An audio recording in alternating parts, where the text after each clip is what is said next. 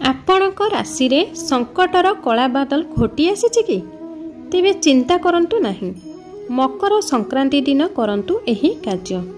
ସମସ୍ତ ଗ୍ରହରିଷ୍ଟ ଖଣ୍ଡନ ହେବା ସହ ସୁଖ ଶାନ୍ତିରେ ଭରିଯିବ ଆପଣଙ୍କ ଜୀବନ। 15 ତାରିଖରେ ଆସୁଛି ମକର ସଂକ୍ରାନ୍ତି। ଏହି ଦିନ କରନ୍ତୁ ଏହି ସବୁ ଉପାୟ।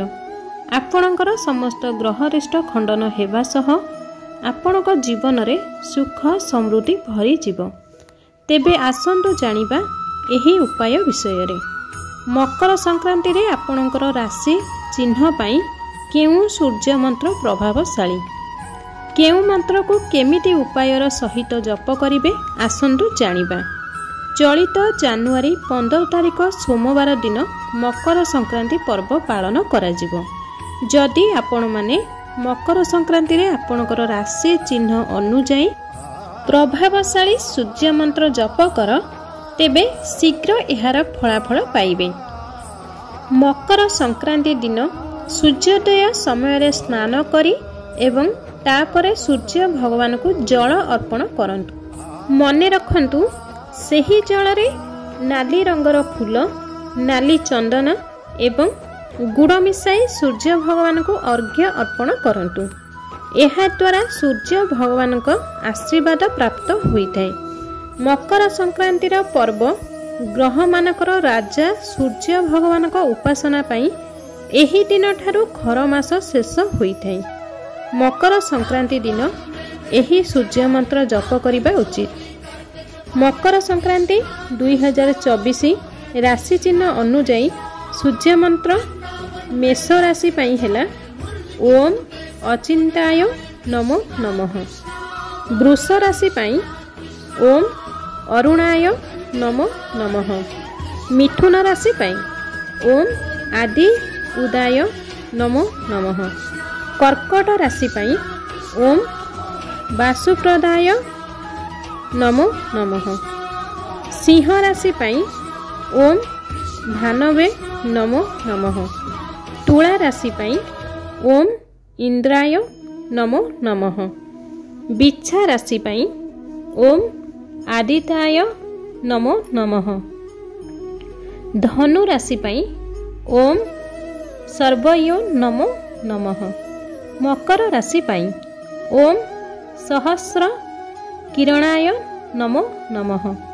କୁମ୍ଭ ରାଶି ପାଇଁ ଓମ୍ ବ୍ରାହ୍ମଣ ଦିବାକର ନମୋ ନମଃ। ମୀନ ରାଶି ପାଇଁ ଓମ୍ ଜୟନ ନମୋ ନମଃ। ତେବେ ଏହି ସୂର୍ଯ୍ୟ ମନ୍ତ୍ର ଜପ କରିବା ପାଇଁ ରୁଦ୍ରାକ୍ଷ ମାଳି ବ୍ୟବହାର କରିବେ। ଯଦି ଆପଣମାନଙ୍କ ପାଖରେ ରୁଦ୍ରାକ୍ଷ ମାଳି ନାହିଁ, ତେବେ ନାଲି ଚନ୍ଦନ ମାଳି ମଧ୍ୟ ବ୍ୟବହାର କରିପାରିବେ। ସୂର୍ଯ୍ୟ ଭଗବାନଙ୍କର ପ୍ରିୟ ରଙ୍ଗ ଲାଲ, ତେଣୁ ନାଲି ଚନ୍ଦନ ପୂଜାରେ ଅର୍ପଣ କରିବା ଦ୍ୱାରା ଶୁଭ ଫଳ ମିଳିଥାଏ। ଜଣେ କେତେ ଥର ସୂର୍ଯ୍ୟ ମନ୍ତ୍ର ଜପ କରିବା ଉଚିତ ଆସନ୍ତୁ ଜାଣିବା। ସାଧାରଣତଃ ସୂର୍ଯ୍ୟ ମନ୍ତ୍ରକୁ ଅତି କମ୍ରେ 108 ଥର ଜପ କରାଯାଏ, କିନ୍ତୁ ସୂର୍ଯ୍ୟଙ୍କ ତ୍ରୁଟି ଦୂର କରିବା ପାଇଁ ସୂର୍ଯ୍ୟ ମନ୍ତ୍ରକୁ 27,000 ଥର ଜପ କରାଯିବା ଉଚିତ। ସୂର୍ଯ୍ୟ ମନ୍ତ୍ର ଜପ କରିବା ପରେ ସୂର୍ଯ୍ୟ ସ୍ମୃତି ପାଠ କରିବା ଉଚିତ। ଏହା କରିବା ଦ୍ୱାରା ଜଣେ ବ୍ୟକ୍ତିର ବୃଦ୍ଧି, ସ୍ୱାସ୍ଥ୍ୟ, ଶକ୍ତି, ଖ୍ୟାତି ଏବଂ ଗୌରବ ବୃଦ୍ଧି ପାଇଥାଏ।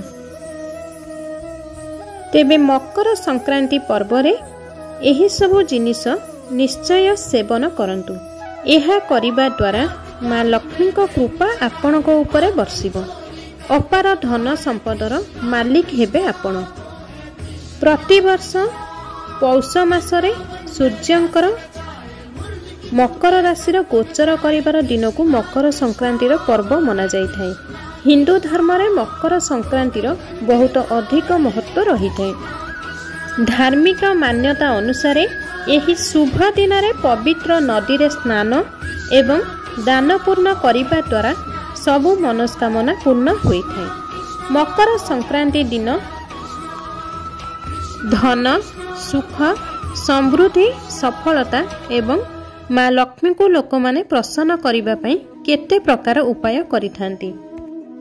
ଆଜିର ଏହି ଭିଡ଼ିଓରେ ଏମିତି ଏକ ଉପାୟ କହିବି ଯାହାକୁ ମକର ସଂକ୍ରାନ୍ତି ଦିନ କରିବା ଦ୍ୱାରା ଆପଣଙ୍କ ଉପରେ ଧନ ସୁଖ ସମୃଦ୍ଧି ସଫଳତା ଏବଂ ମା ଲକ୍ଷ୍ମୀଙ୍କ କୃପା ଦୃଷ୍ଟି ସର୍ବଦା ବନି ରହିବ। ମକର ସଂକ୍ରାନ୍ତି ଦିନ ଏହି ଜିନିଷ ଆପଣମାନେ ନିଶ୍ଚିନ୍ତ ଖାଇନେବେ। ପୁରା ବର୍ଷ ଧନ ଧାନ୍ୟରେ ଅଭାବ କେବେ ବି ରହିବ ନାହିଁ। ଘରେ ସୁଖ ସମୃଦ୍ଧି ଶାନ୍ତି ବନି ରହିବ। ଜ୍ୟୋତିଷ ଶାସ୍ତ୍ର ଅନୁସାରେ ଏହି ବର୍ଷ ମକର ସଂକ୍ରାନ୍ତିରେ ରୋହିଣୀ ନକ୍ଷତ୍ରର ଖାସ ସଂଯୋଗ ବନୁଅଛି। ଏହି ଦିନ ରୋହିଣୀ ନକ୍ଷତ୍ର ସଂଖ୍ୟା 8:18 ପର୍ଯ୍ୟନ୍ତ ରହିବ। ଜ୍ୟୋତିଷ ଶାସ୍ତ୍ରରେ ରୋହିଣୀ ନକ୍ଷତ୍ରକୁ ବହୁତ ଶୁଭ ମନାଯାଇଥାଏ। ଏହି ସମୟରେ ଦାନ ଧର୍ମ ଏବଂ ପୂଜାପାଠ କରିବା ଅତ୍ୟନ୍ତ ମଙ୍ଗଳକାରୀ ଓ ଶୁଭ ଫଳଦାୟକ ହୋଇଥାଏ। ଏହା ବିନା ମକର ସଂକ୍ରାନ୍ତି ଦିନ ଆନନ୍ଦଗାମୀ ଏବଂ ବ୍ରହ୍ମଯୋଗ ବନିବାର ଅଛି। କୌଣସି ବି ସୂର୍ଯ୍ୟ କାର୍ଯ୍ୟ କରିବା ପାଇଁ ବ୍ରହ୍ମଯୋଗ କରିବା ହିଁ ଶୁଭ ହୋଇଥାଏ। ଏହି ଶୁଭ ଯୋଗରେ ଆରମ୍ଭ କରାଯାଉଥିବା କୌଣସି କାର୍ଯ୍ୟରେ ବାଧାବିଘ୍ନ ଆସିନଥାଏ। ମକର ସଂକ୍ରାନ୍ତିରେ ଘରକୁ ନୂଆ ଝାଡ଼ୁ କିଣିକି ଆଣିବା ବହୁତ ଶୁଭ ମନାଯାଇଥାଏ। ଏହି ଦିନ ଭଗବାନ ଗଣେଶଙ୍କର ପ୍ରତିମା ତଥା ମୟୂରପଙ୍ଖ ଘରକୁ ଆଣିବା ବହୁତ ମଙ୍ଗଳକାରୀ ମନାଯାଇଥାଏ। ଏହି ଦିନ ମା ଲକ୍ଷ୍ମୀଙ୍କର ଚରଣ ପାଦୁକା ଘରକୁ ଆଣନ୍ତୁ। ମା ଲକ୍ଷ୍ମୀଙ୍କୁ ପ୍ରସନ୍ନ କରିବା ପାଇଁ ମକର ସଂକ୍ରାନ୍ତି ଦିନ ଆପଣଙ୍କ ଘରେ ଆପଣ ମିଠା ବ୍ୟଞ୍ଜନ ଅବଶ୍ୟ ବନାନ୍ତୁ ଏବଂ ମା ଲକ୍ଷ୍ମୀଙ୍କୁ ଅର୍ପଣ କରିନିଅନ୍ତୁ। ପରିବାର ସ୍ୱରୂପ ସେହି ମିଠା ବ୍ୟଞ୍ଜନକୁ ଗ୍ରହଣ କରନ୍ତି। ମା ଲକ୍ଷ୍ମୀ ପ୍ରସନ୍ନ ହୋଇ ଆପଣଙ୍କ ଘରେ ଧନର ବର୍ଷା କରନ୍ତି। ମକର ସଂକ୍ରାନ୍ତି ଦିନ ରାଶି ଏବଂ ଗୁଡ଼ର ଲଡ଼ୁ ଦେବୀ ମାଙ୍କୁ ଅର୍ପଣ କରନ୍ତୁ। ଏହି ଦିନ ଦ୍ୱିପ୍ରହରର 12:09ରୁ ଦ୍ୱିପ୍ରହର 12:52 ପର୍ଯ୍ୟନ୍ତ ରହିବ। ଏହି ଦିନ ଏହି ଅର୍ଜିତ ମୁହୂର୍ତ୍ତରେ ରାଶି ଗୁଡ଼ର ଲଡ଼ୁର ପ୍ରସାଦ ପରିବାରଙ୍କ ସହିତ ଆପଣ ଖାଆନ୍ତୁ। ଏହା କରିବା ଦ୍ୱାରା ମା ଲକ୍ଷ୍ମୀଙ୍କ କୃପାରୁ ସୁଲଭତା ଆସିଥାଏ।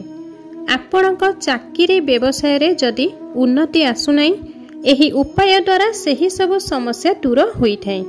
କାହିଁକି ନା ରାଶି ଗୁଡ଼ର ଏହି ଦିନ ସେବନ କରିବା ଦ୍ୱାରା ବା ଦାନ କରିବା ଦ୍ୱାରା ବହୁତ ଶୁଭ ମନାଯାଇଥାଏ।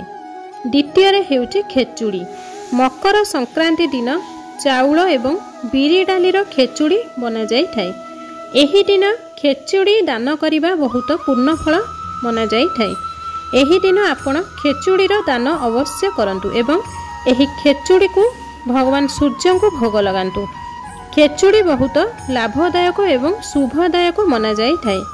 ମକର ସଂକ୍ରାନ୍ତି ଦିନ ଖେଚୁଡ଼ି ଖାଇବା ଦ୍ୱାରା ଆପଣଙ୍କର ସମସ୍ତ ମନସ୍କାମନା ପୂର୍ଣ୍ଣ ହୋଇଥାଏ। ଏହା ଦ୍ୱାରା ମା ଲକ୍ଷ୍ମୀ ବହୁତ ଜଲ୍ଦି ପ୍ରସନ୍ନ ହୋଇଥାନ୍ତି। ମକର ସଂକ୍ରାନ୍ତି ଦିନ ମା ଲକ୍ଷ୍ମୀକୁ ପ୍ରସନ୍ନ କରିବା ପାଇଁ କଦଳୀ ଏବଂ ଅଙ୍ଗୁର ନିଶ୍ଚିନ୍ତ ଅର୍ପଣ କରନ୍ତୁ। ଯଦି ପରିବାରର କୌଣସି ସଦସ୍ୟ ଲମ୍ବା ସମୟରୁ ବେମାରରେ ପଡ଼ିଛନ୍ତି ତ ତାଙ୍କୁ ସଂକ୍ରାନ୍ତି ଦିନ ଅନୁଚିତ ମୁହୂର୍ତ୍ତରେ ଏହି ପ୍ରସାଦ ନିଶ୍ଚିନ୍ତ ଖୁଆନ୍ତୁ। ଏହାଦ୍ୱାରା ବେମାରୀରୁ ମୁକ୍ତ ମିଳିଯାଇଥାଏ।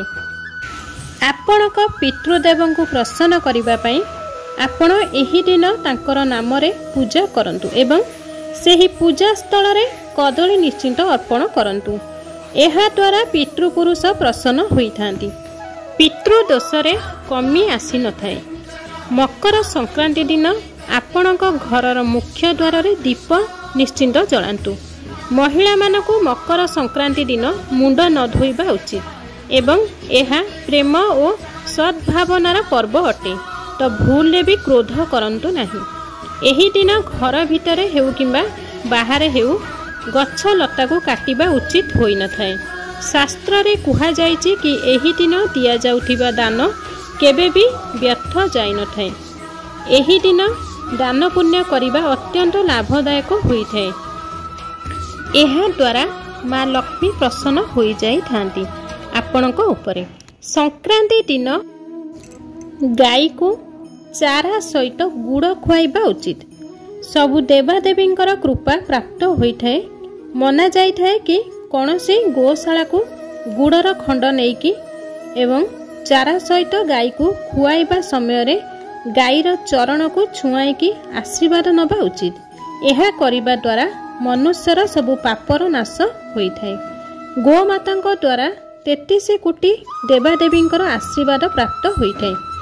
तो यही मकर संक्रांति रे यही उपाय सब निश्चिंत भाव में करंतु। घर परिवार रे सुख एवं समृद्धि बनी रहिबो। जदि भिडियोटी आपनकु पसंद आसी थाए तेबे भिडियोटी को अधिक रु अधिक शेयर करंतु एवं भिडियोटी जदि आपनकु भल लागि थाए तेबे भिडियोटी को गोटे लाइक करबा सहित आम चैनल ले जदि आपण माने नुआ थिबे तेबे चैनल को सब्सक्राइब करबा को मोर आपण मानकु विनीत अनुरोध।